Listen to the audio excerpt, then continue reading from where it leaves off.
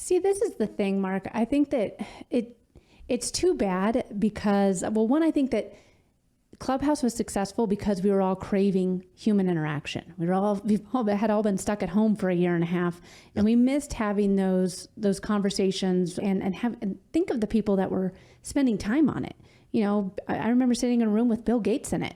I was like, this is so cool, you know, or Paris Hilton or Lindsay Lohan. Obviously, you can see like kind of my trending topics that I like to tune into, but it was really neat to just hear these conversations with people. And like you said, the people that I met and the opportunities that were given to me during that time were all because of Clubhouse. But this is the thing.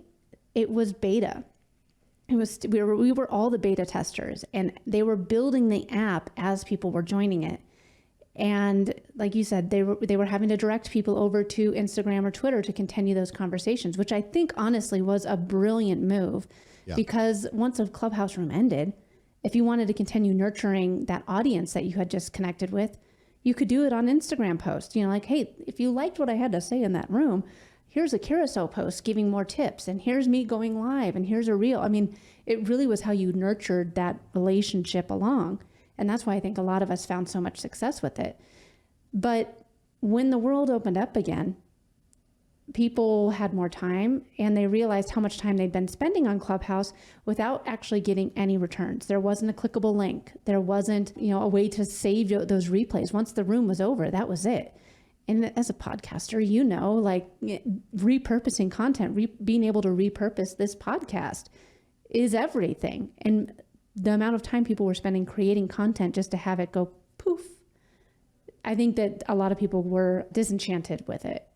Now, Clubhouse has made a lot of upgrades and improvements, but a lot of people have left, so they don't even know about the upgrades that have happened. In response to your question, do I think that Clubhouse should be a part of someone's marketing strategy? I think that when you make the commitment to having Clubhouse as a part of it, it can be an incredible tool. Thanks for watching Mark Savant Media. Here we're going to help you create a better content in less time and turn that attention into income. If you love this video, you're going to love these videos here. Click the one. Me and my team specially selected this just for you.